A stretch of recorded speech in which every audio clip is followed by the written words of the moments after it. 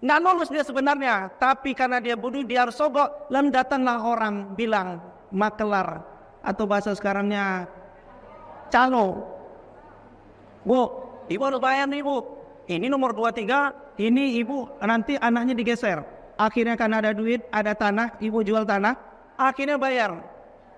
Ibu yang bayar karena memang anaknya murni itu lulus, maka ibu tak berdosa, panitia menerima berdosa masuk neraka. Kecuali anaknya nomor 2 memang tak lulus, ibu bayar, maka ibu yang bayar tuh itulah kategori hadis ini ar-rasi wal murtasi finnar, menyuap dan menerima suap itu masuk neraka karena memang anaknya tidak lulus. Assalamualaikum warahmatullahi wabarakatuh. Bapak Ibu jamaah dimanapun berada, ada orang baik mewakafkan tanah 2 hektar di Pekanbaru, tepatnya di daerah Palas. Nah, ini tanah 2 hektar ini kita bangunlah di atasnya asrama 3 lantai 32 kamar. Sekarang santri masih lagi di Nurul Azhar 1. Kita berharap supaya asrama ini selesai bulan Juli tahun ajaran baru 2025, bisalah santri pindah kemari. Dengan santri yang baru nanti bisa belajar nyaman. 3 tahun pertama mereka ngapal Quran, tahun keempatnya mereka baca kitab metode manhaji, tahun kelima prakteknya, tahun 6 life skill. Setelah itu mereka akan bisa membaca kitab, hafal Quran, punya kemampuan belajar. Mereka yang akan melanjutkan tongkat dakwah, tongkat estafet dakwah di Nusantara. Kalau kita bukan penghafal Quran, kita ingin dapat pahala mengalir sampai hari kiamat, mari kita support, kirimkan 2-3 sak semen, batu bata, kerikil. Hadiahkan pahalanya untuk almarhumah ibu, almarhum ayah, kita dapat rezeki kita berkah, anak-anak kita soleh-solihah, keluarga kita sakinah, mawaddah, warahmah, dan pahalanya pun mengalir untuk mereka. Kalau kita tak mampu menyelesaikan bangunan ini semua, jangan putus asa, kita bersama-sama insya Allah kita bisa. Mari kita salurkan donasi melalui Bank Syariah Indonesia. Nomornya 147, 6-nya 7 kali, 6666666. Bank Riau Kepri Syariah 82011, 6-nya 5 kali, 66666, atas nama Yayasan Tabung Wakaf Umat. Jangan lupa kode transfernya 0101 di akhir nominal transfer, misalnya 100.000 1000001. Konfirmasi transfernya ke WA, WA-nya 0852 8024 6060. Jangan lupa telepon hubungi 0852 6541 6060. Kalau ke Pekanbaru, jumpa Ustaz Somad, datang kemari. Silaturahim tengok tanah ini. Mudah-mudahan berkah. Ma'akal tafa'afnaita, makanan, duit yang dibelikan ke makanan busuk. Wa malabis tafa'ablaita, dibelikan ke pakaian lapuk. Wa mata soddakta, yang dikirimkan kemari, inilah yang akan kekal abadi. Rumah kita habis dibagi ahli waris. Ini insya Allah kekal abadi sampai hari kiamat. Berkah selalu. Assalamualaikum warahmatullahi wabarakatuh. Bismillahirrahmanirrahim. Assalamualaikum warahmatullahi wabarakatuh. Dari Duri menuju Balam, singgah ada suaranya. Singgah sebentar membeli durian. Siapa tadi yang jawab salam? Saya doakan umroh tahun depan. Ibu mau umroh, Bu? Saya ada satu amalan surah. Surah apa, Ustaz? Selesai acaranya ada surat tanah, jual. Insya Allah bisa berangkat umrah.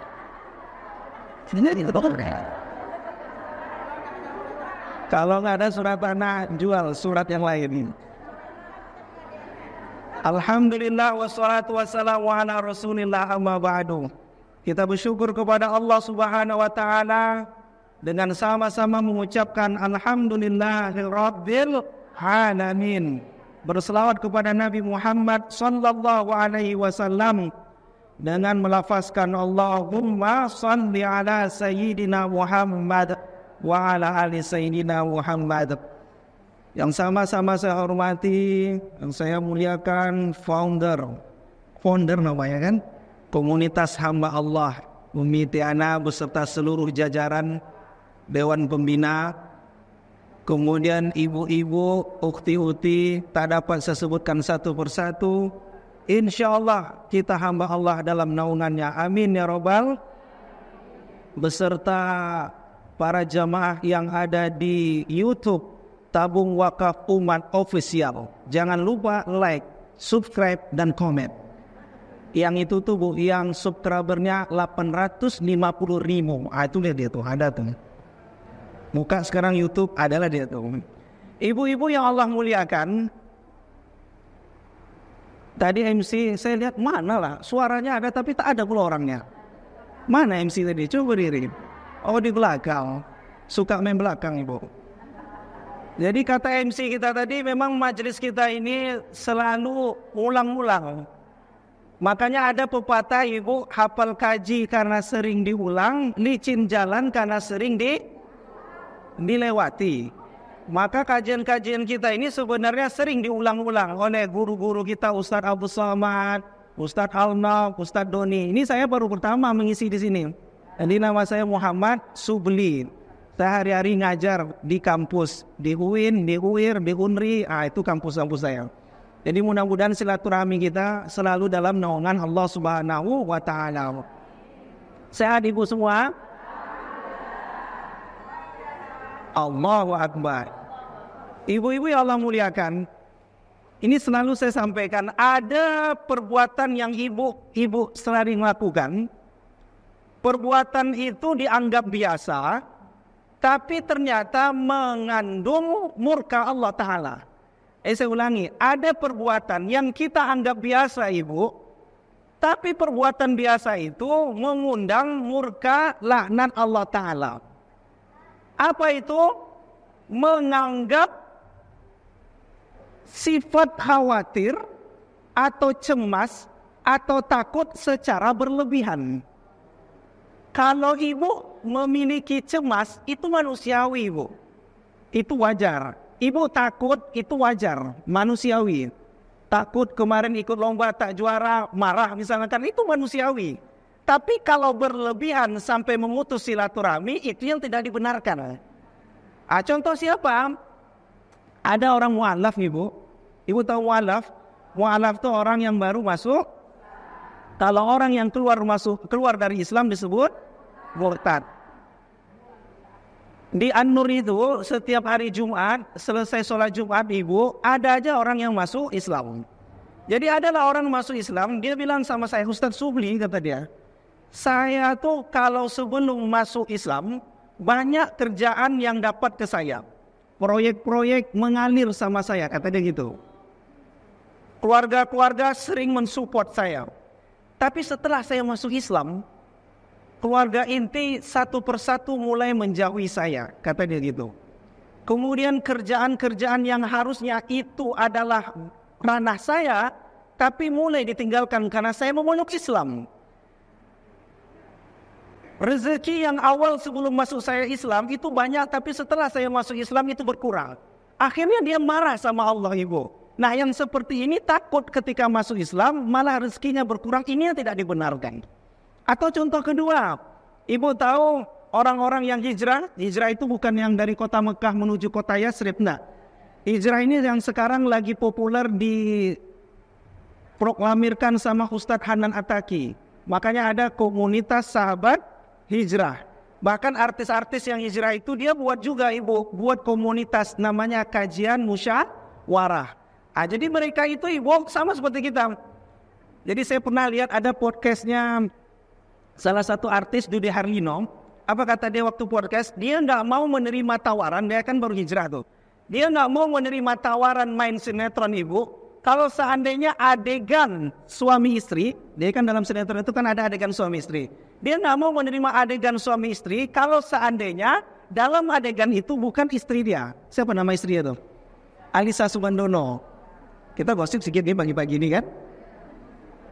Akhirnya si produser merasa keberatan hingga pada akhirnya tidak diikut sertakan Dude Harlino main sinetron. Kalau nggak disertakan maka apa yang terjadi? Maka rezekinya berkurang. Begitu. Atau ada lagi orang yang artis baru hijrah, ditawarinlah main iklan sampo.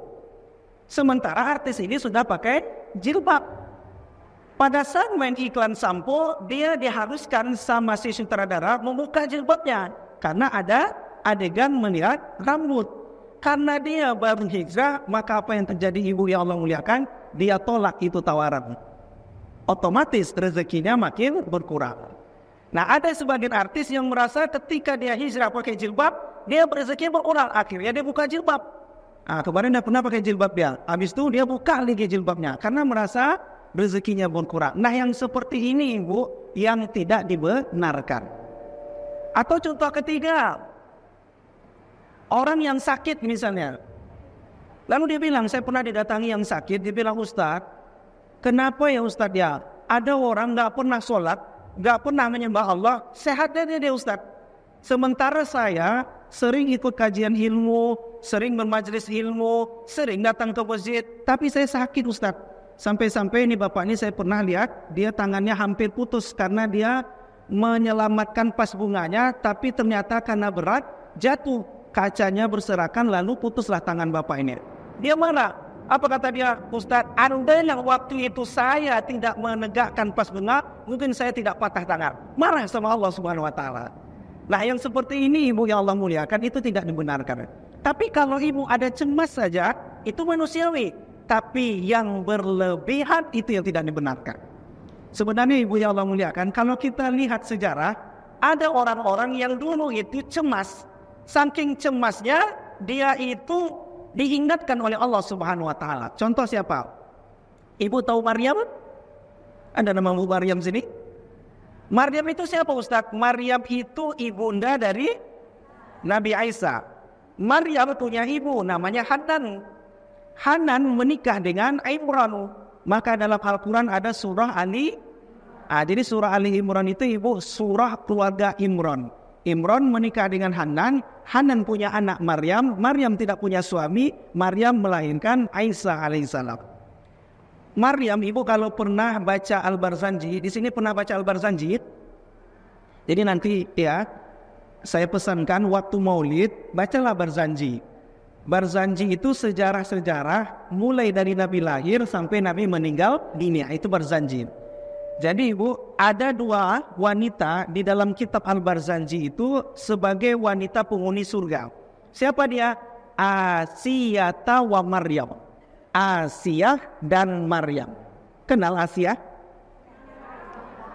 Bukan Aisyah. Kalau Aisyah istri Nabi. Kalau Asiyah istri Firaun. Asiyah itu penghuni surga. Kok bisa Ustaz penghuni surga? Kan lakinya Firaun. Jahat. Saking jahatnya mengaku dirinya Tuhan. Ana rabbukumul a'la. Kenapa kok Asiyah dinobatkan sebagai wanita penghuni surga? Nah, jadi ceritanya bu, ini ada hikmah. Hikmahnya apa? Lewat wasilah Asiyah, Allah selamatkan Nabi Musa alaihi salam. Jadi ceritanya, Firaun itu ibu, dia mimpi malam-malam. Dalam mimpinya adalah anak laki-laki yang mengambil mahkota dia, kerajaan dia. Terbangun dia bu, lalu dikumpulkannya para peramal dia. Kalau sekarang namanya dikumpulkannya para kodam-kodam dia. Nah, jadi ibu kalau main kodam-kodam hati-hati ibu, sirik nama itu. Ibu fulana, ada kodam, buaya putih, sirik nama itu, langsungnya scroll gitu. Apa kata Firaun? Tadi malam saya bermimpi, ada anak laki-laki yang mengambil kerajaan saya. Langsunglah para peramalnya menafsirkan mimpinya. Apa kata dia? Wahai Tuhan, gawat nih Tuhan. Kenapa gawat? Bakal ada anak laki-laki yang nanti mengambil kerajaan engkau. Terus gimana? Bunuh semua anak yang baru lahir jenis kelamin laki-laki. Akhirnya ibu, apa yang terjadi? Saat itu Firaun beserta seluruh bala tentaranya dikerahkan cari mana ada perempuan hamil, kebetulan lahir anak laki-laki. Nah, maka saat itu ibu, ibunda Musa alaihissalam lagi mengandung. Beberapa waktu kemudian melahirkan Musa jenis kelamin laki-laki. Apa yang terjadi? Karena dapatlah informasi itu, maka ibu Musa menghanyutkan bayinya. Bukan menenggelamkan. Kalau menenggelamkan meninggal pula, kan? Dihanyutkan. Dihanyutkan Musa, maka pas sampai di belakang rumah Firaun, ibu daripada ibundanya kita, salah satunya namanya Asiyah, istri Firaun, mengambil Musa alaihissalam dalam keadaan bayi dan diselamatkan. Maka Asiyah hikmahnya adalah penghuni surga karena menyelamatkan Musa alaihissalam. Tapi ibu jangan pula tanya, Ustaz, kan Asiyah nikah sama Firaun, terus Nikahnya macam mana? Siapa Pak Kuadrat? Waktu mau menikahkan bagaimana pula dia berjabat tangan? Jangan samakan nikah di zaman Nabi Muhammad dengan umat Nabi Musa. Jadi beda mereka nikahnya. Nah, jadi Asia itu penghuni surga, wanita penghuni surga. Yang kedua namanya Maryam. Maryam itu penghuni surga. Kenapa penghuni surga? Karena Maryam wanita suci. Maryam ibu walaupun wanita suci, pertanyaan saya, pernah nggak dia merasakan kecemasan? Pernah. Kapan? Jadi Maryam itu ibu, dia punya mukjizat. Mukjizat Maryam itu hebat. Minta sama Allah, langsung dikabulkan. Maka dalam Al-Quran disebutkan, kullama dakhala 'alaiha Zakariyal mihrab. Jadi Maryam itu ibu, tempatnya saking terpeliharanya diletakkan di mihrab. Ibu tahu mihrab? Masjid itu kan ada mihrab. Mihrab itu ibu, nggak sembarang orang bisa masuk di situ. Kalau di tempat masjidnya yang besar itu semua orang bisa masuk, umum bisa melihat satu persatu. Tapi kalau mihrab tak semua orang bisa masuk di situ. Siapa yang masuk situ? Kalau nggak imam masjid, kalau nggak pengurus inti atau ustaz, kan begitu kan? Karena nggak sembarang orang, karena mihrab itu tempat VIP. Nah Maryam ibu tempatnya di mihrab. Terus ustaz gimana dia makan? Dia cukup doa kepada Allah bu. Hebatnya Maryam berdoa langsung dikabulkan oleh Allah. Ketika dia minta buah-buahan, langsung Allah kabulkan saat itu buah-buahan. Maka saat itu Zakaria, Nabi, karena dia punya akses, dia heran. Pada saat itu dia ingin melihat kondisi Maryam. Karena Maryam itu sendiri diletakkan di mihrab, gak ada orang yang melihat dia. Karena Nabi Zakaria hidup semasa Maryam, maka saat itu Zakaria melihat kondisi Maryam. Lalu heran Zakaria, dilihatnya kepada mihrab itu ada makanan dan buahan. Sementara di luar musim hujan bu. Jadi di Jazirah Arab itu kalau musim hujan sulit untuk tumbuhan berbuah. Maka saat itu Zakaria berkata kepada Maryam, ya Maryamu anna laki hadha? Ini buah dari siapa? Di luar musim hujan, tidak mungkin ada buah-buahan segar. Maka Maryam katakan, hadza min indillah. Ini dari Allah. Hebatnya mukjizat Maryam bu, doa sama Allah langsung Allah kabulkan. Itu Maryam dulu, bukan Maryam sekarang. Kalau Maryam sekarang berdoa nanti dulu dia dikabulkan ya. Kalau Allah belum kabulkan, sabar.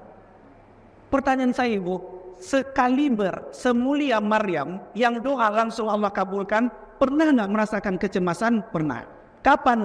Ketika Allah berikan Maryam hamil tanpa suami, maka disitulah Maryam cemas. Cemas dia. Kenapa cemas? Pasti akan difitnah orang karena hamil tanpa suami. Maka kata Maryam dalam Al-Quran, qalat laisani kuntu mittu hadza. Ya Allah, kalau tahulah aku ini hamil ya Allah, maka lebih baik aku mati. Itu bahasa perempuan. Ini perempuan ibu saya dapat betul bahasanya agak lebih sedikit kan. Padahal hamil sedikit dia minta ya Allah kalau tahu aku lebih baik aku mati ya Allah. Nah, maka Allah Subhanahu wa taala menguatkan Maryam. Ternyata Maryam walaupun dia hamil tanpa suami, tapi Allah hibur dia sebagai penghuni surga. Itu Maryam dulu bu. Adalah orang sekarang, Ustaz, ada anak gadis tuh hamil tanpa suami, ada tuh yang menghamili dia tuh. Entah di mana dibuat kita percaya saya tuh kalau dia tanpa suami atau tanpa lakinya, ada dia tuh, pasti ada. Makanya ibu-ibu yang Allah muliakan, saya selalu pesan sama mahasiswi saya, adik-adik jagalah kehormatan kita. Hati-hati betul. Itu yang kemarin viral kan. Ada mahasiswi UIN Lampung, bukan UIN Pekanbaru, mahasiswi UIN Lampung. Pacaran dia sama dosennya. Dosennya tugas di Lampung, istrinya dia udah menikah. Istrinya tugas perawat apa dokter saya lupa. Tugas di Aceh. Pacaran sama mahasiswinya. Ketahuan ternyata dia mengakui selama 1 bulan pacaran udah 6 kali dia melakukan perzinahan. Bayangkan bu, 1 bulan dia pacaran 6 kali dia berhubungan badan. Pertanyaan saya ibu, di hari-hari apa saja dia melakukan hubungan badan tersebut? Nah itu bukan keluar CPNS tuh. Kalau 4 kali kan berarti setiap pekan ya. Ini 6 kali dia. Akhirnya dosennya dipecat, mahasiswinya dikeluarkan. Kemarin 2 bulan lalu kalau salah saya lihat lagi berita, ternyata mahasiswi yang sama ketahuan dilabrak sama istri yang sah di dalam mobil berdua hari. Kalau ibu tahu beritanya tuh, saya ngikutin perkembangannya tuh. Lalu istri-istrinya di labdanya. Ternyata itu mahasiswi yang sama. Setelah saya analisa kan, berarti mahasiswi ini suka suami orang. Ibu hati-hatilah suami ibu ya, dengan mahasiswi. Jadi jaga betul lah suami ibu kan. Makanya ibu, kenapa ayat tentang perzinahan itu Allah awali dengan kalimat azaniyatun, bukan azani. Azaniyatu perempuan pezina. Jadi kata awalnya perempuan pezina, bukan laki-laki pezina. Ternyata Allah tahu ibu, gerbang perzinahan itu ada di perempuan, bukan di laki-laki. Oh iya, sehebat-hebat apapun bu laki-laki ini menggombal ibu, kalau nggak ibu buka itu gerbang perzinahan, nggak akan terjadi yang namanya perzinahan. Percaya sama saya. Ini laki-laki ini hebat gombal, kau bagaikan matahari di tengah malam misalnya, ada matahari tengah malam. Karena nggak ada ibu senang itu. Kelapa atau matamu seperti rembulan di siang bolong misalnya begitu kan. Senang dah akhirnya. Jadi ibu, beban perzinahan itu ada di perempuan, maka Allah awali dengan kalimat azaniyatu, perempuan berzina. Maka jaga kehormatan kita. Kalaupun sudah terlanjur terjadi ibu, luka orang berzina ini panjang ibu. Ya, orang bertobat, luka perzinahan ini tidak hanya dia rasakan hari ini, tapi 5, 10, 20 tahun yang akan datang tetap dia akan dapatkan. Loh kok bisa Ustaz dia? Contoh berzina dia, hamil perempuan ini. Sekarang ini ibu banyak terjadi di masyarakat. Ada ibu bersalib, Ustaz, adalah orang berzina, kumpul kebo. Dia tak bawa kebo, memang namanya kumpul kebo. Berzina dia hamil. Lalu karena hamil dia nikah ulang Ustaz. Ini tak betul. Mau 1000 kali pun nikah ulang, tetap ayahnya kelak tidak berhak menikahkan anak kalau anaknya anak perempuan. Jadi luka ini dalam bu. Jadi jangan pula disalah kaprah. Kalau begitu Ustaz kami nikah ulang. Tak betul. Mau 1000 kali pun nikah ulang, tetap tidak berhak ayah biologisnya menikahkan dia.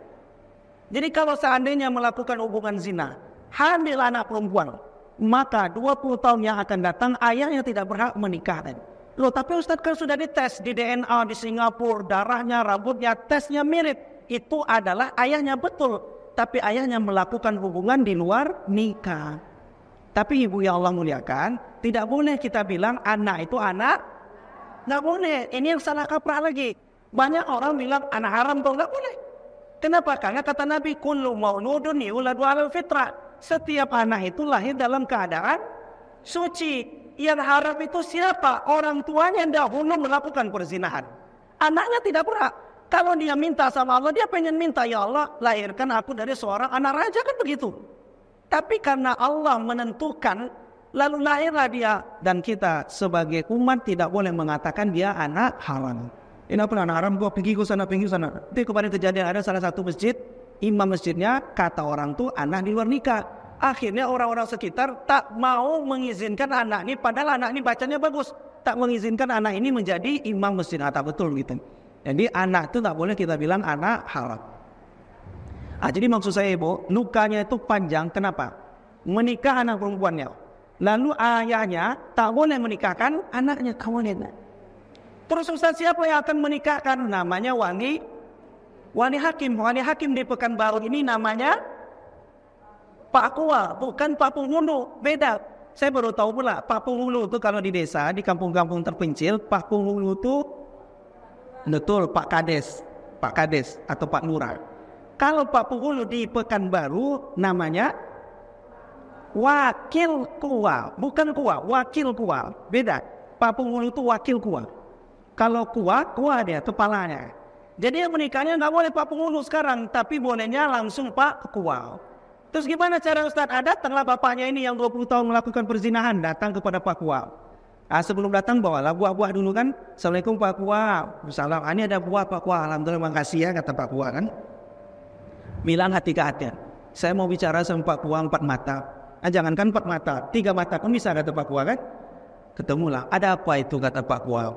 Ini Pak Kua, dulu 20 tahun lalu saya melakukan perzinahan, kata bapak ini. Astagfirullahaladzim, kata Pak Kua kan. Keluar anak tuh Pak Kua perempuan. Terus itulah anak tuh besok yang Pak Kua nikahkan. Astagfirullahaladzim, kalau tahu saya tak mau datang besok. Ini ada buah nih Papua. Kalau ada buah maulah saya, kata Papua kan. Datang Papua menikahkan bapaknya sebelah. Pertanyaan saya ibu, apakah selesai fitnah itu? Belum. Ketika Papua menikahkan, lalu ayah biologisnya ada di sebelah, kira-kira selesai nggak fitnahan? Belum. Pasti orang yang hadir tamu undangan akan mengatakan, loh, kenapa nggak ayahnya menikahkan? Kenapa kok Papua? Jangan-jangan kan begitu kan? Akhirnya lukanya masih tetap terbekas. Meninggal orang tuanya, anaknya ini tidak berhak mendapatkan harta warisan. Nah, maka ibu-ibu soleha-soleha, jagalah kehormatan kita karena fatal sekali. Nah, Maryam itu ibu cemas dia ketika hamil di luar nikah. Nah, itu Maryam. Ada lagi yang kedua, siapa? Abu Bakar. Kurang dekat apa lagi ibu Abu Bakar dengan Nabi Muhammad? 13 tahun ngikutin Nabi. Saking dekatnya Abu Bakar menikahkan anaknya dengan Nabi Muhammad. Maka Abu Bakar itu selain sahabat Nabi, dia juga mertua Nabi Muhammad. Karena Abu Bakar punya anak namanya Aisyah. Ada lagi yang kedua, Asma binti Abi Bakar. Aisyah menikah dengan Nabi. Otomatis Nabi dengan Abu Bakar itu adalah mertua Nabi. Dekat dengan Nabi Muhammad Abu Bakar itu, Bu. Pertanyaan saya, saking dekatnya Abu Bakar, pernah nggak Abu Bakar merasakan kecemasan? Pernah. Kapan dia? Jadi ceritanya Nabi meninggalkan Mekah, Bu. Kenapa meninggalkan Mekah? Karena saat itu orang-orang kafir Quraisy buat sayembara, buat pengumuman. Apa pengumumannya? Siapa yang mendapati Muhammad, dia nggak pakai Nabi, hidup atau mati, maka mendapatkan hadiah 1 ekor onta merah. Jadi kalau 1 ekor onta merah itu sekarang kurang lebih 1 mobil Alphard, 1 miliaran. Senang orang itu. Maka mencarilah orang Nabi Muhammad. Maka saat itu Nabi mengajak Abu Bakar mampir di sebuah bukit namanya Jabal Sur. Jadi di Mekah itu Bu ada nama-nama bukit. Ada Jabal Sur, ada Jabal Nur. Saya Jabal Nur itu pernah naik 1 jam naik ke atas. Pagi naik Jabal Nur, sore naik Jabal Sur. Jabal Sur 2,5 jam. Di situ tempat Nabi dan Abu Bakar berdiam diri. Ada lagi Jabal Rahmah. Kalau Jabal Rahmah ini pendek. Semua orang Indonesia kalau pergi haji atau umroh pasti naik ke situ. Ngapain naik ke situ, Ustaz? Apa yang dibawanya? Bukan Al-Quran, bukan tasbih, tapi yang dibawanya spidol. Buat apa Ustaz? Buat nulis nama pasangannya Alga dan Juwita. Inilah yang bid'ah itu. Ini tak betul. Ini kadang ada orang buat nulis nama pasangannya. Ini kadang kemarin Bu anak muda walaupun salah tapi masih maklum. Ini ada orang tua, Ustaz katanya, boleh pegang saya Ustaz. Kenapa? Mau pula ditulis nama pasangan yang mau dipinang selanjutnya. Ini tak betul nih. Jadi ibu kalau pergi nanti umroh Jabal Rahmah, nggak perlu bawa spidol. Cukup angkat tangan doa. Doanya Rabbana zolamna anfusana wa illam taghfir lana. Jabal Sur, Nabi dan Abu Bakar berdiam diri. Di dalam gua Sur, Nabi dan Abu Bakar ibu berdiam diri. Apa yang terjadi? Orang kafir Quraisy itu udah lalu lalang Bu. Lalu lalang di luar gua. Maka saat itu Abu Bakar lihat tuh kaki-kaki orang kafir Quraisy. Apa kata Abu Bakar kepada Nabi di dalam gua? Wahai Abu Bakar, kayaknya kita bakal mati nih. Kenapa mati? Di luar ada orang kafir Quraisy. Sebentar lagi dia mau masuk. Ketika dia masuk, tertangkaplah kita. Kalau kita tangkap, mati kita. Bayangkan Bu, Abu Bakar saja yang sekarang kuburnya bersanding dengan kubur Nabi, pernah merasakan takut. Maka saat itu Nabi kuatkan Abu Bakar dengan mengatakan, il yakunun li sahibihi la tahzan innallaha ma'ana. Wahai Abu Bakar, jangan bersedih karena sesungguhnya Allah bersama kita. Apa yang terjadi Bu?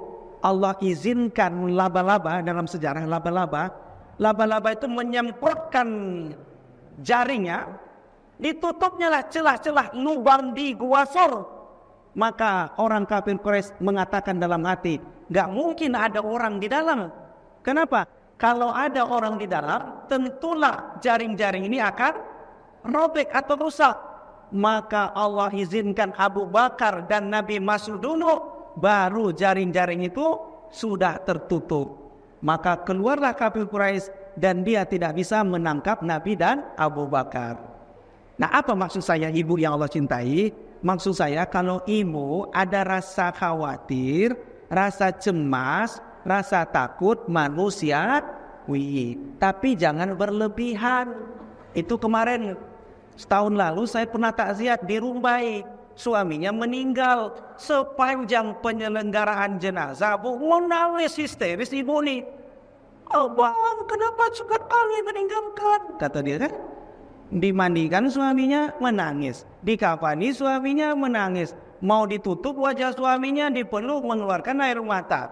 Sampai suaminya udah dikuburkan, bu, saya lihat tuh, dikuburkan tanahnya udah tinggi, dipenuhnya tanah, sambil menangis histeris. Ini yang tak betul.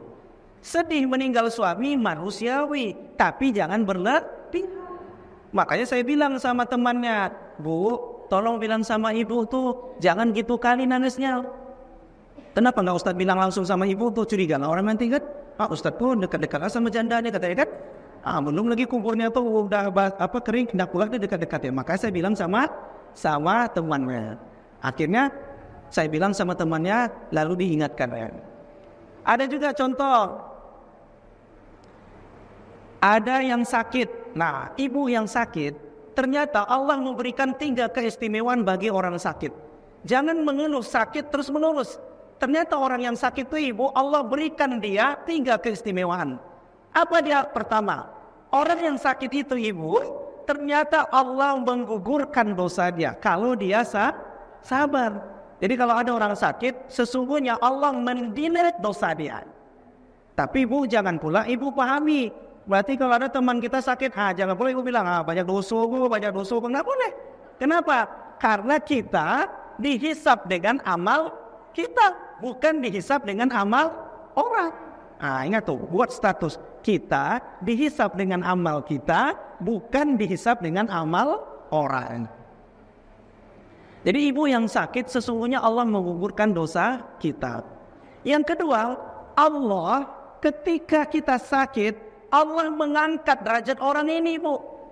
Nih mau saya tanya, kalau mahasiswa dapat gelar sarjana, ibu, siapa yang beri gelar tersebut? Kampus.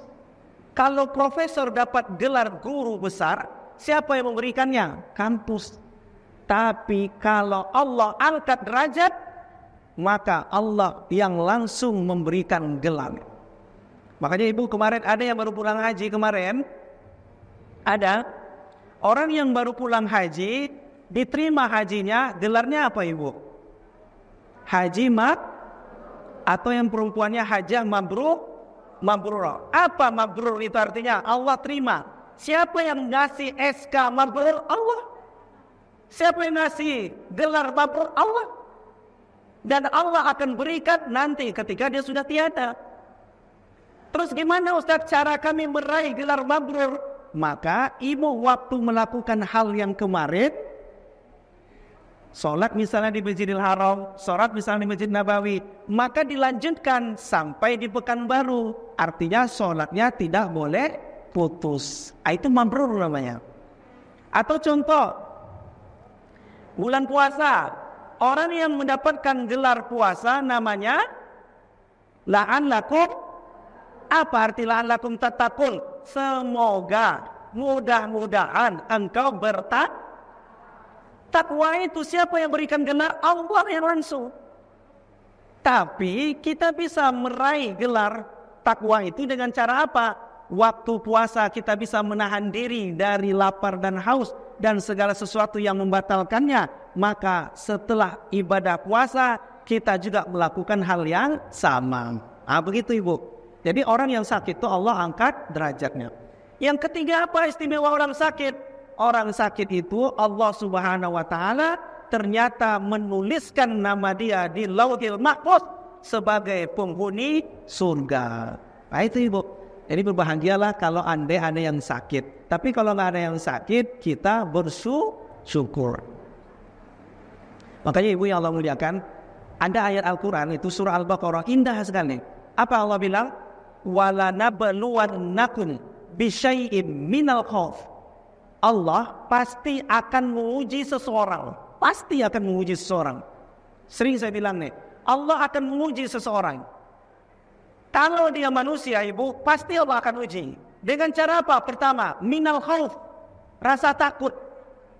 Takut misalnya udah semester 8 belum wisuda, takut misalnya udah wisuda belum punya kerjaan, takut udah punya kerjaan belum juga menikah, takut udah menikah belum juga punya anak. Itu pasti akan dialami. Takut mau menikah karena sekarang kasus KDRT lagi merajalela. Saya lihat tuh di Instagram, Cut Intan Nabila dipukul sama suaminya. Wah, saya bacalah komentar netizen, Bu. Netizen lah namanya kan, maha benar netizen dengan segala komentarnya. Apa kata netizen? Fix, mulai hari ini saya tidak akan nikah selamanya. Tak betul juga begitu.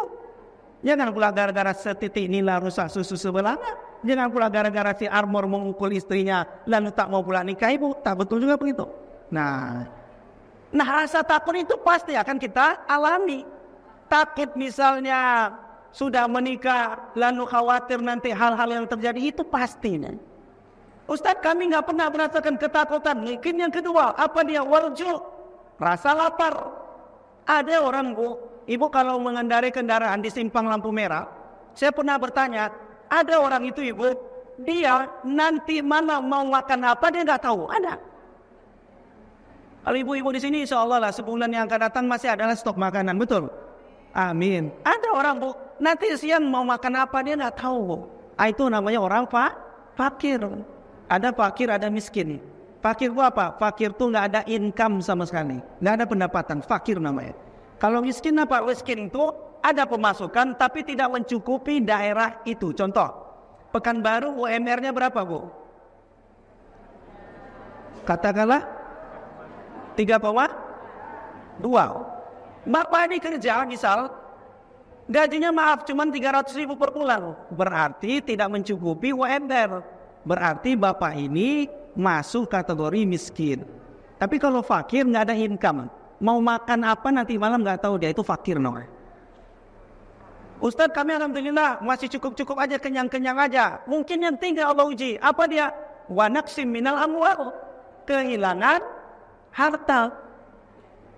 Uang dicuri orang, uang dirampok, itu akan dialami, Bu. Atau, nih Bu, hati-hati, Bu. Kemarin ada ibu-ibu majelis taklim, dia WA saya. Ibu nih, hati-hati, Bu. Ada di grup WhatsApp, ada aplikasi APK. Kalau JPG itu gambar. Kalau ibu klik itu masih aman.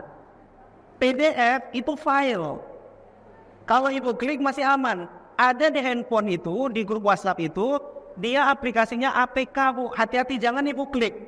Jadi ibu nih dapat grup WhatsApp. Yuk reunian yuk, kata dia kan.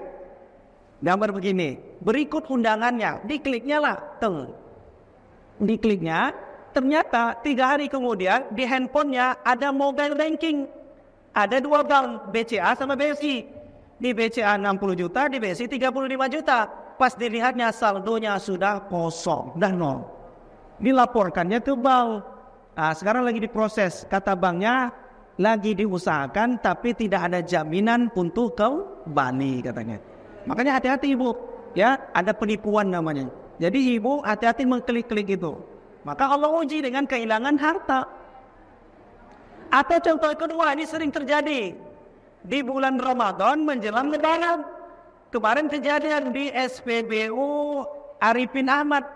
Ada ibu nih ngisi uang di ATM. Datang teman sebelah. Nggak dikenal kan, nggak kenal dia. Lalu pura-pura kenal. SKSD, so kenal so dekat. Bu, kata dia, boleh kirim duit ke anak saya, kebetulan saldo saya kosong. Anak saya lagi mudik, mau pulang ke Pekanbaru, kata dia. Saya pegang uang cash, Bu. Nanti saya kasih uang cash nih ke ibu, ibu transfer ke rekening anak saya. Ibu ini karena polos, karena baik, kebetulan saldo di ATM-nya ada pula. Dikirimkannya lah ke rekening orang yang tak dikenal. Ibu yang tadi di sebelahnya ngasih uang cash. Ternyata uang itu uang palsu. Ibu ini bertransaksi ke pasar, curiga orang, dilaporkannya, ditahan. Lalu dia sudah keluar sekarang karena ada pengacaranya. Jadi hati-hati ibu yang Allah muliakan ya, yang mengirim-ngirim duit kepada orang yang nggak kenal. Nah itu pasti Allah akan uji dengan kehilangan harta. Atau contoh orang minjam duit, nah ini sering terjadi. Bu Haja pinjam duit ya, tanggal 1 dipulangkan, udah tanggal 2 tak dipulangkan ya dong. Bulan depan lah Bu Haja, udah bulan depan tak dipulangkan. Saya udah sering orang kayak gitu Bu. Ya kan, akhirnya ketika dia bertemu dengan saya, buang luka dia langsung. Padahal saya nggak nagih duit dia, tapi dia sudah keduluan malu, akhirnya buang luka dia. Orang kayak gitu Bu, udahlah ikhlaskan aja lah Bu. Ikhlaskan aja, tapi jangan lupakan wajah dia. Ingat sampai mati wajah dia. Maksudnya ingat jangan minjam lagi duit sama dia. Nah orang yang berutang tuh balikkanlah, karena utang itu fatal. Atau misalnya nggak ada, kita diuji dengan kehilangan harta. Yang keempat, wal anfus, kehilangan jiwa. Ini pasti semua orang pernah merasakan. Apa dia? Meninggal anak, meninggal suami, meninggal istri, meninggal orang tua. Pasti Allah akan uji itu. Jadi kalau Allah uji itu ibu, takut, lapar, hilang duit, hilang harta, maka Allah katakan wabasyiris sabirin. Kabarilah kepada orang yang sabar. Siapa yang sabar itu? Alladzina idza asabathum musibah, ketika dia dapat ujian tadi, dia katakan inna lillahi. Kalimatnya ibu inna lillahi wa inna ilaihi, bukan inna lillahi wa inna lillahi. Ini yang salah. Ini banyak orang inna lillahi wa inna lillahi lagi, diulangnya lillahi ya. Yang betul itu inna lillahi wa inna ilaihi raji'un. Apa artinya? Sesungguhnya ini semua milik Allah dan akan kembali kepada ibu. Kalau ibu soleha sudah sampai di level itu luar biasa. Kalau ibu sudah mengatakan semua ini milik Allah, itu udah keren. Ini contoh nih, ibu baca berita, ini sering saya contohkan. Ibu baca berita, lalu ibu lihat ada orang ibu gak kenal sama sekali di pelosok desa, ibu gak kenal. Ibu bacalah berita, dia barusan hilang mobil Alphardnya hilang, ibu gak kenal. Pertanyaan saya, kira-kira ibu sedih atau tidak? Sedih sebentar aja kan?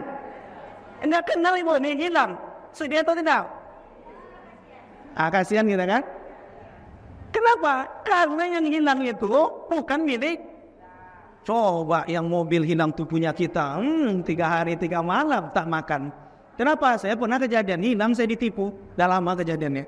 Hilang uang saya 20 juta, hilang 3 hari 3 malam, cuma minum aja, makan jarang, kurus badan. Pertama sejarahnya ditipu orang. Yang nipu Ustadz pula, Ustadz Goib namanya. Ya karena ada ibu, hati-hati. Ada orang ini saya kasih tahu ya. Hati-hati kalau ada nomor tak dikenal. Assalamualaikum, salam. Siapa nih? Masa nggak kenal sih? Kalau ibu bilang, oh Umi Tiana ya? Iya betul. Dah besok lagi dibilang ini Umi Tiana ada. Akhirnya nanti dia ngirim motor bea cukai. Harganya murah. Itu hati-hati ibu. Jadi kalau ada orang bilang nggak kenal siapa? Tebak aja lah, nggak kenal siapa, bilang gitu bu. Jadi harus tegas. Kalau ibu bilang, oh Ibu Fatimah ya? Udah habis tuh, kena tipu tuh. Saya gitu. Oh Ustaz Reger ya, saya bilang. Iya, akhirnya sebulan kemudian di telepon-teleponnya, akhirnya karena saya butuh motor waktu itu, udah akhirnya transfer hilang ya. Tapi ibu, kalau ibu sudah katakan semuanya milik Allah, maka Allah akan ganti itu. Kita nih bu, karena masih menganggap milik kita, maka banyak berseteru di antara kita. Betul. Orang kalau masih menganggap jabatan itu milik dia, itu yang kejadian sekarang. Demo berjilid-jilid. Sampai sekarang masih demo orang. Kenapa? Karena masih menganggap jabatan milik kita. Coba dibilang jabatan ini milik Allah. Ketika dapat jabatan, dia lakukan untuk kemaslahatan orang banyak. Maka ketika kehilangan jabatan, dia tidak sedih bu. Kenapa? Karena dia menganggap jabatan ini milik Allah. Harta yang ibu miliki, kalau ibu katakan milik Allah, kembali juga. Tadi ada yang infak berjalan untuk tabung wakaf umat, lalu ibu berikan, ada program orang tua asuh, atau ada program yang lain oleh pondok pesantren Nurul Azhar, ibu sumbangkan, ibu katakan ini milik Allah, akan kembali lagi kepada Allah Subhanahu wa taala. Karena itu jaminan Allah. Makanya kalau orang yang konsepnya bersedekah, berinfak itu ibu, jangan ibu anggap hilang, tidak. Itu akan kembali. Kalau tidak di dunia kembali, maka di akhirat Allah akan kembalikan. Nah, maka ibu yang Allah muliakan, kita ini masih menganggap milik kita, masih mengaku-akukan. Apa? Mengaku-akukan. Aku itu bahasa Arabnya ana. Ya, saya. Makanya ibu, iblis tuh gara-gara sifat keakuan dia dikeluarkan dari surga. Bayangkan, iblis itu nama aslinya Azazil. Azazil itu dekat sama Allah. Saking dekatnya ring sama Allah, sujud sama Allah ribuan tahun lamanya, dan pernah menjadi imam. Makmumnya adalah malaikat. Bayangkan, imamnya Azazil, makmumnya malaikat. Malaikat itu kan makhluk Allah yang la ya'sunallaha ma amarahum, tak pernah tersentuh dosa besar maupun dosa kecil. Namanya malaikat. Imamnya Azazil. Kapan Azazil berubah dengan nama iblis? Ketika Allah ciptakan Adam, fasajadu, semuanya sujud kecuali iblis. Apa kalimat iblis? Dia cuma bilang, ana khairum minhu. Aku lebih baik daripada Adam. Akhirnya gara-gara kata aku itu bu, iblis dicampakkan dari surga. Jadi hati-hati kalimat aku. Contoh, nyumbanglah duit untuk pesantren Nurul Azhar 10 juta dari hamba Allah. Lalu dibilang, hamba Allah tuh aku tuh, hilang nanti itu pahalanya tuh. Atau ditulis misalnya, ditulis di papan tulis, ada dari fulan 10 juta. Lalu dibilang teman-teman, fulan tuh aku tuh, hilang pahalanya. Maka gara-gara aku itu iblis dicampakkan.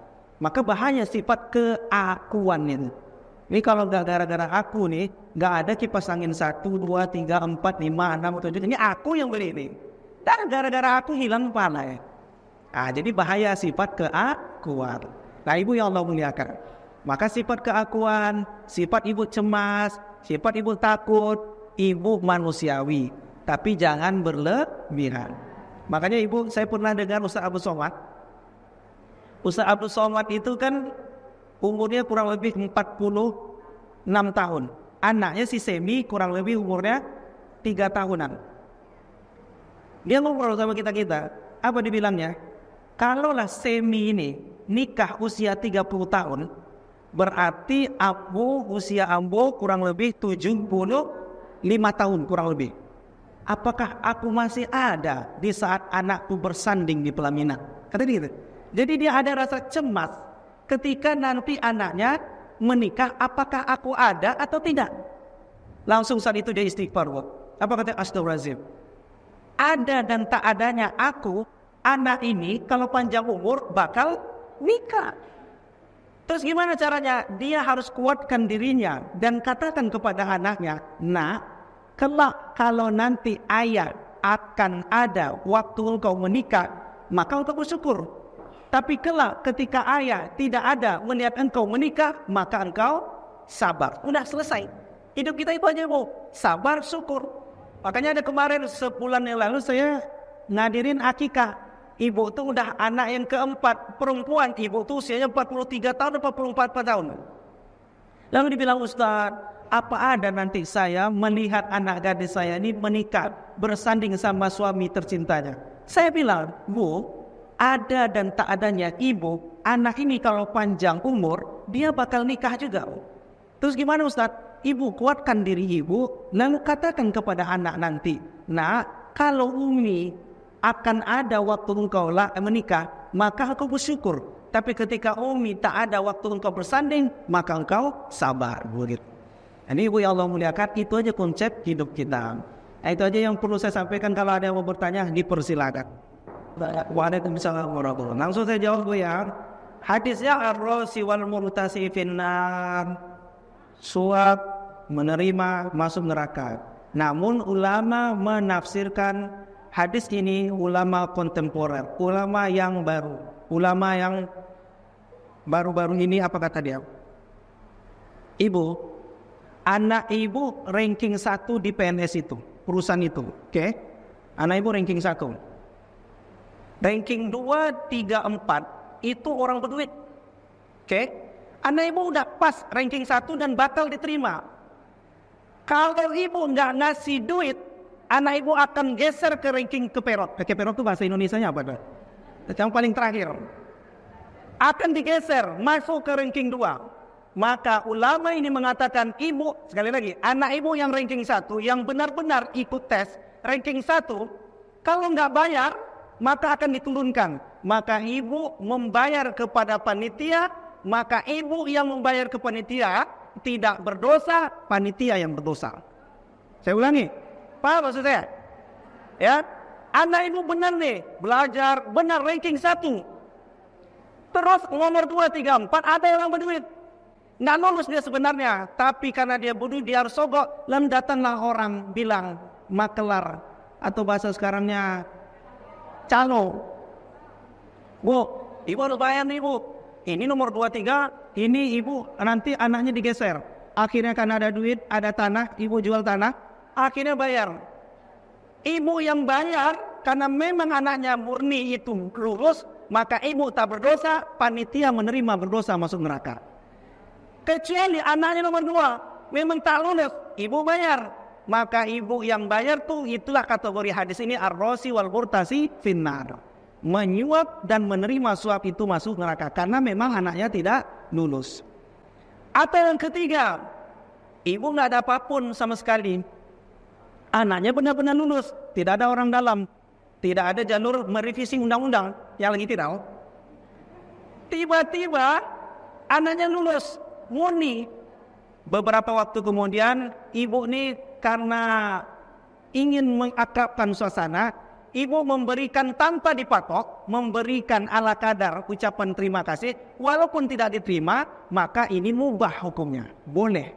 Tapi sekali lagi tidak dipatok di awal, karena hanya murni sudah lulus, karena melihat ibu ini untuk keakraban, ibu ini baik segala macam, ini ada buah tangan. Tapi udah kejadian, anak udah masuk kerja, anak sudah mendapatkan gaji. Untuk bukti syukur karena mendapatkan gaji pertama, lalu kasih hadiah kepada temannya tadi atau atasannya, itu boleh, bukan wajib, bukan sunnah. Nah, itu yang bisa saya jawab. Paham bu ya? Mengena bu? Nah, jadi kalau misalnya memang anaknya memang benar-benar lulus, terpaksa kita bayar, ibu tak berdosa, yang menerima berdosa.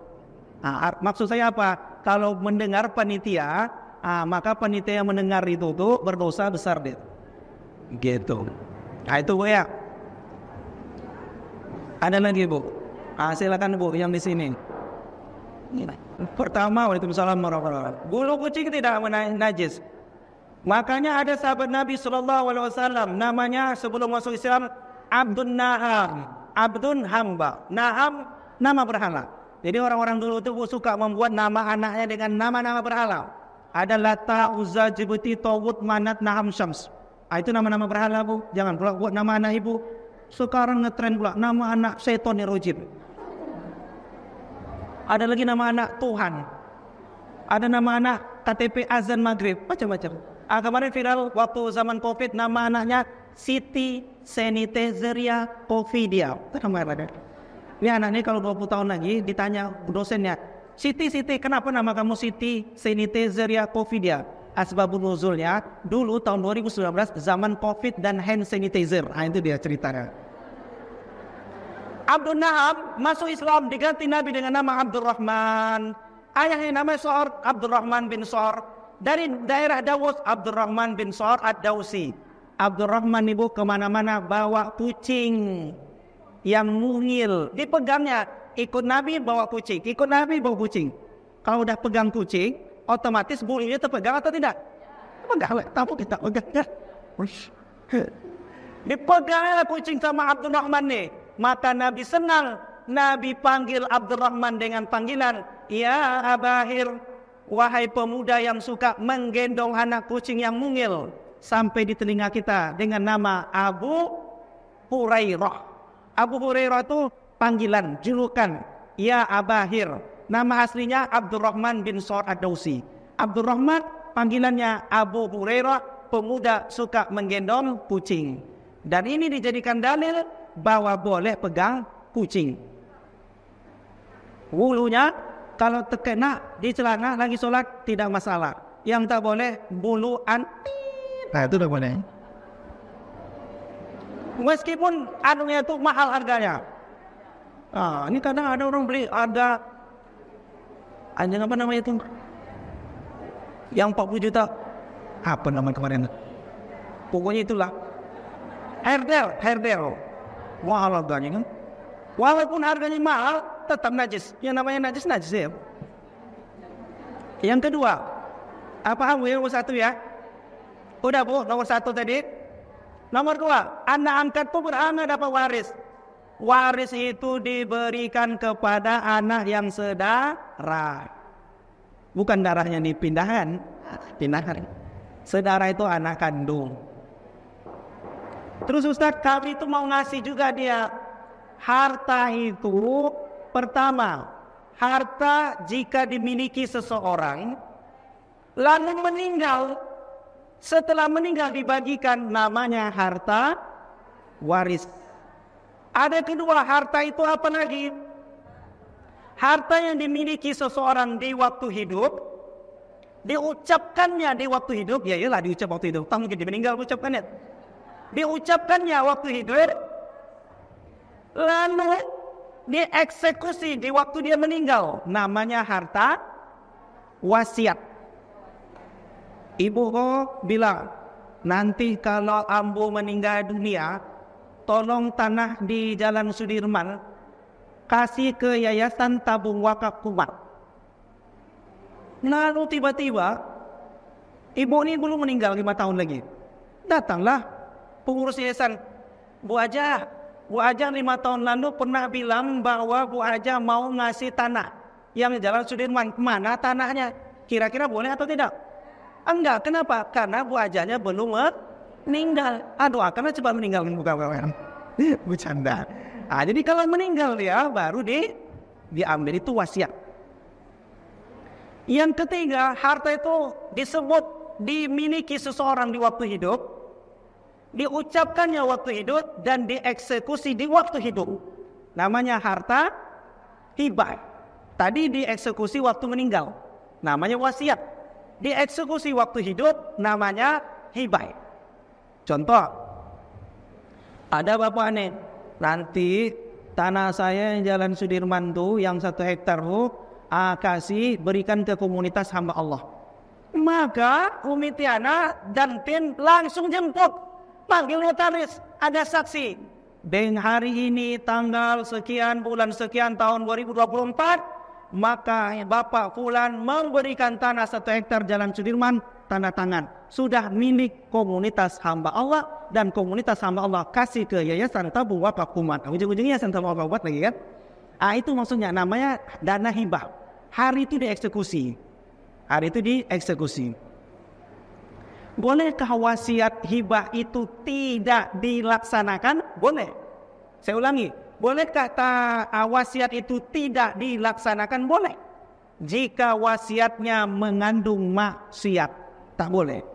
Contoh, bapak nih, nanti kalau aku meninggal dunia, ada gudang di dekat diskotikmu, ada minuman keras banyak, tolong jual. Nanti keuntungannya kasih ke komunitas hamba Allah. Tak boleh dieksekusi. Kenapa? Karena wasiatnya haram. Itu namanya wasiat meleset namanya ini. Atau contoh lagi, wasiat yang menyusahkan orang hidup, jangan dieksekusi. Contoh, mbah ini dikumpulkannya cucu cicit anaknya. Nanti kalau mbah kalau udah meninggal, tolong kuburkan mbah di kampung halaman mbah. Di kampung halaman mbah itu ada pohon besar, bukan pohon beringin. Sekarang lagi ngetren pohon beringin kan, ditebang sama tukang kayu. Ini di kampung itu ada pohon besar. Di bawah pohon itu rindang, kata orang-orang sekitar. Di bawah pohon itu lah dikuburkan nanti kubur mbah. Ternyata di sebelah pohon itu ada cinta pertama mbah tuh. Wah, ternyata ketahuan kan. Setelah diselidiki, Bu, kampung halamannya misal di Medan, Pekanbaru ke Medan berapa? 10 jam misal. Sampai Medan ke kampung halaman yang ada pohon besarnya 10 jam. Maka wasiat ini tak boleh kita laksanakan karena bertentangan dengan hadis Nabi. Idza ahadakum, jika di antara kalian yang ada meninggal dunia, wa asri'u, disegerakanlah. Jadi kalau ada orang meninggal dunia, Bu, keluarga kita ada yang meninggal dunia, jangan lama-lamakan. Makanya pernah dengar nggak orang tua kita dahulu? Kalau ada yang meninggal jangan lewat dari jam waktu 5 sholat ya, waktu sholat 5 waktu ya. Pernah dengar gitu nggak? Contoh, meninggal dia waktu zuhur jam 2, berarti waktu zuhur. Jangan dikebumikan jam 2 siang besoknya. Jangan dikebumikan jam asar besoknya karena sudah lewat 25 waktu sholat fardu. Kalau bisa dikebumikan sebelum zuhur besok. Lebih bagus meninggal jam 2 malam itu dikuburkan. Kenapa Ibu? Karena orang beriman ketika meninggal dunia dia, maka saat itu dia minta sama Allah, request dia sama Allah. Apa kata dia? Ya Allah, cepatkanlah aku masuk ke liang kubur. Karena bagi dia liang kubur itu raudhah min riyadil jannah, taman surga. Itu orang beriman. Beda dengan orang kafir. Orang kafir itu dia minta, semoga lama-lama masuk ke kubur. Karena bagi dia kubur itu hufratam min hufarin niran, galian daripada api neraka. Coba lihat tuh teman-teman yang berbeda keyakinan dengan kita, 3 hari 3 malam belum juga dikebumikan. Kita orang Islam kalau ada yang meninggal dunia jangan dilama-lamakan, disegerakan. Ustadz, wasiat Mbah tuh harus di kampung halamannya. Kalau kampung halamannya masih bisa terjangkau, TPU Rumbai misalnya masih terjangkau misalnya, nggak apa-apa letakkan di situ. Tapi kalau seandainya jauh kampung halamannya, jangan dikebumikan di tempat itu karena bertentangan dengan hadis Nabi. Makanya Ibu kalau lihat ceramah Ustaz Somad, ada yang viral, kalau ambo meninggal di Pekan, kuburkan di Pekan. Meninggal di Medan, kuburkan di samping makku, kuburan makam makku. Meninggal di Jakarta, di mana meninggal di situ dikuburkan. Itu kata dia. Meninggal di Mekah, bagus. Tinggal di Mekah, dikubur di Mekah. Ini kadang ada waktu umrah meninggal, harus pulangkan juga. Apalah pulangan, bagus meninggal di Mekah. Tapi jangan pula bunuh diri di situ, tak betul pula. Jadi gitu Bu. Jadi warisan tak bisa diberikan ke anak angkat, tapi kalau mau memberikan namanya wasiat. Misalnya, saya ada tanah di Rumbai, tolong kasih ke anak angkat saya ini. Tapi harus sesuai dengan ketentuan. Maksudnya apa? Warisannya sudah dibagikan. Udah bagi warisan, hutangnya udah lunas, baru kasih wasiat. Dan harus diketahui ahli waris supaya tidak terjadi konflik di kemudian hari. Ternyata wasiatnya lebih besar dibandingkan warisan anak-anaknya. Nanti terjadi konflik. Kita nggak mau ketika kita sudah tiada, ternyata konflik antar orang yang hidup. Itu yang kita tidak inginkan. Sama Ibu bukan membuka aib, ya kan? Ustadz Arifin Ilham sudah almarhum, sudah tempatnya di taman surga. Tapi setelah meninggal dunia sekarang Yayasan Az-Zikra kan lagi bermasalah. Ternyata istri pertama, istri kedua berantem dengan anak-anaknya. Makanya ustaz-ustaz senior turun tangan untuk menyelesaikan ini. Kita nggak mau seperti itu, ya, supaya kita meninggal dalam keadaan tenang. Jadi warisan tidak boleh diberikan kepada anak angkat. Kalau mau berikan juga wasiat namanya. Tapi ditulis, faktumu, jangan tak ditulis, ditulis. Itu aja Ibu. Ada lagi Bu? Ya silakan Ibu. Saya ada satu warna, ada something di siapa. Jadi dia akhirnya dia harus naik ke school. Iya dapat. Iya Bu, ada satu keluarga. Istri udah nggak ada. Like Asian, jadi ini jadi bapak ini ada kemarin hacker orang kerja keren. Jadi anak tak bisa seperti ini membandingkan hartanya yang ada itu bersama. Suami udah meninggal. Oke baik. Anak dia ada anak. Ya. Baik. Pada tinggal orang ini Godskin ada.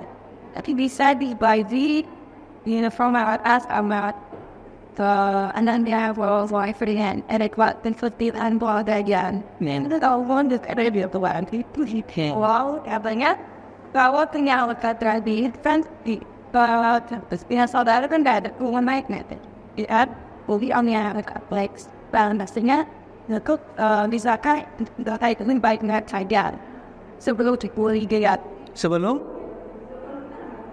ibunya meninggal.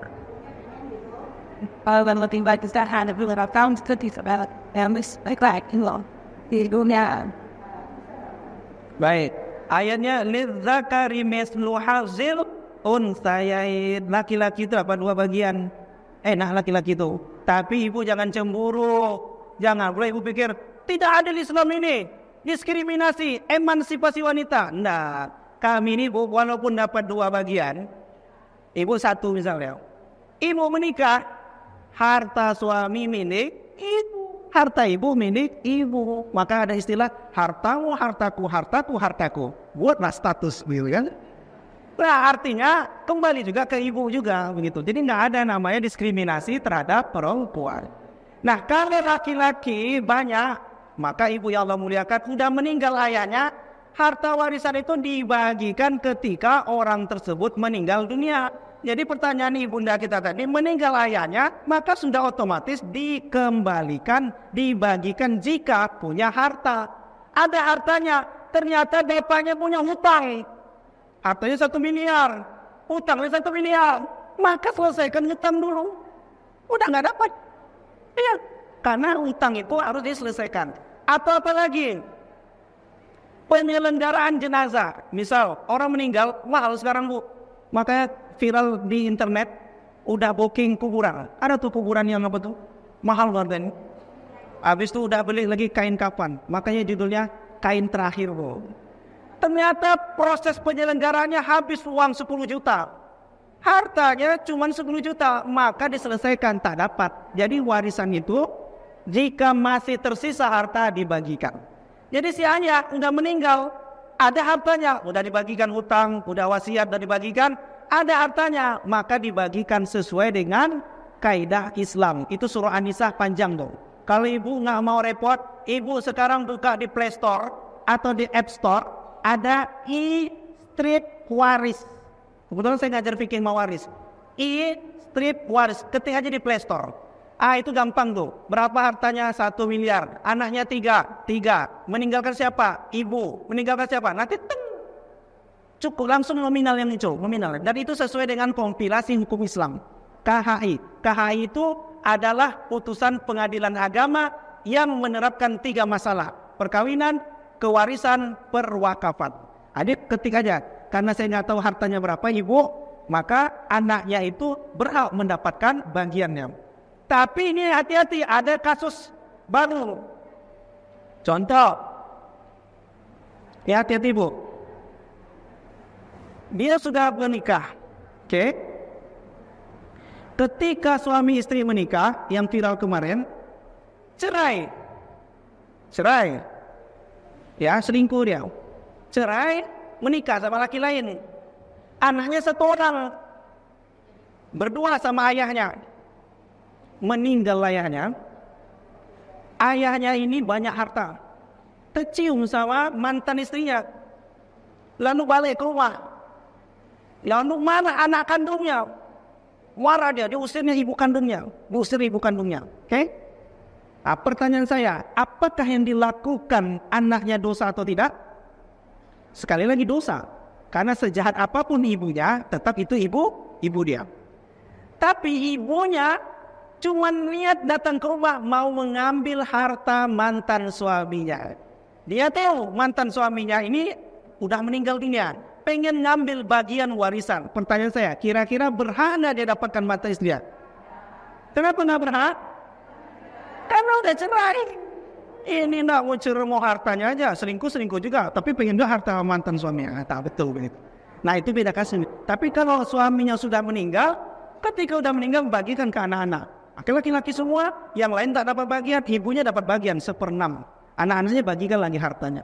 Nah, nominalnya tuh ibu ketik aja istri waris ada semuanya tuh. Lengkap detail nominal. Bagikan secara hukum Islam.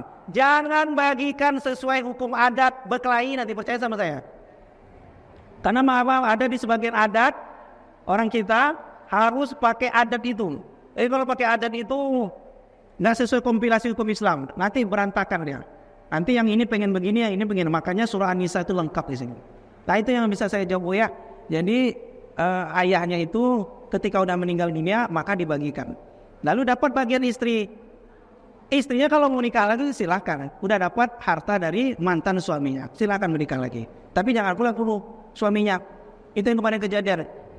Suaminya main judi online. Setelah main judi online dibakarnya. Jadi ibu kalau saldo suami kosong, ibu jangan cepat-cepat beli petralit sama bensin. Tanya dulu, bang, ini duit dari mana bang? Kok habis? Gaji 13 abang kok habis?